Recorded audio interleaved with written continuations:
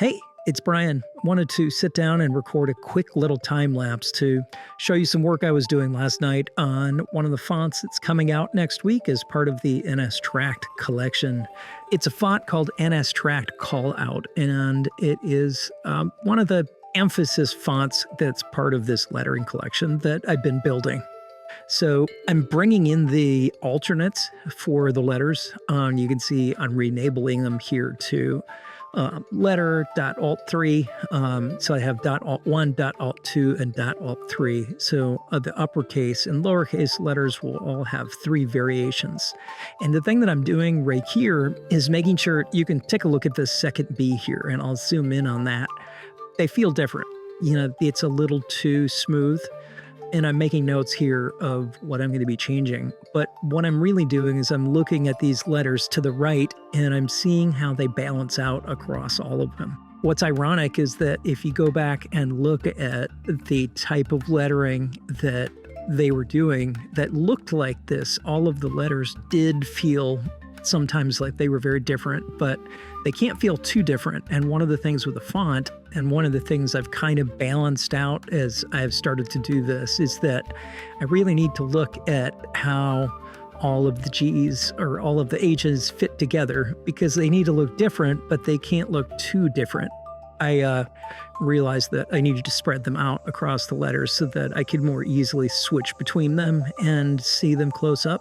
I had started out kind of working on one of the classes individually, and then realized that it was going to be quicker if I kind of went back between them. So now if you look at the G's, you can see that the first three G's are closer to where they should be. The second one, .alt1, still has a little bit of work to do. I mean, you can see me going back and forth between them. Each time I finish, I then import that into the font tool that I'm using. It's not the only font tool I use, but because I'm cleaning up a lot of these things versus drawing them from scratch, I end up using Illustrator in part because it's where I'm comfortable. Well, let's just sit and watch for a moment. I'll speed it up and turn the music up.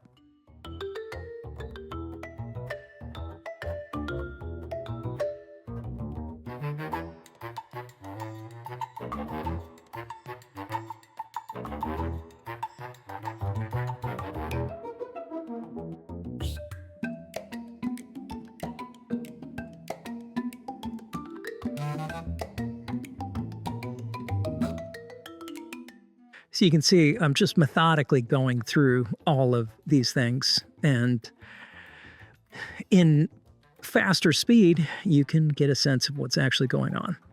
The big thing is if you needed to write down a text effect, a word like a onomatopoeia, like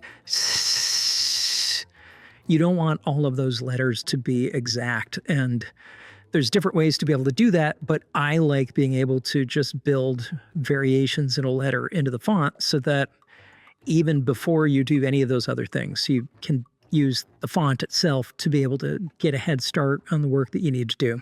Oh, you can see here, like, I didn't want the S, like, here's the other thing. It can't look too clean and too proper because this is drawn by hand, and so if I clean it up too much, it starts to look like a computer-generated letter, and we don't want that either.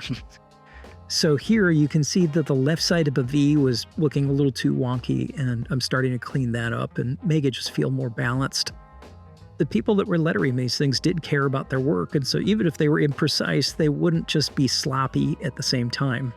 I put a lot of thought into trying to make these fonts work in a really usable way. And yes, they're lettering fonts, but they're really useful for things beyond lettering. Really, lettering for me is just a leaping off point. So as we get closer to the Z, in a second, you're going to see that I'm going to go into the kerning panel. And I'm going to go into the kerning panel specifically just because I want to be able to look at all the letters together. So now you're going to see me flop through them. And you can see what I was talking about by kind of getting them so that they feel like they're still in the same family, even if they're not completely the same. All of the widths are basically staying the same. There's some baseline adjustments that I might need to do, but like I actually kind of like them when they're busted a little bit and this vertical spacing is just a little off.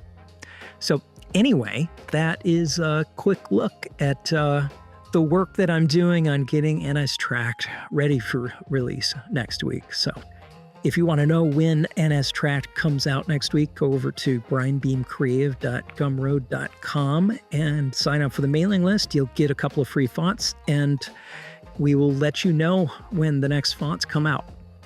Thanks. Talk soon.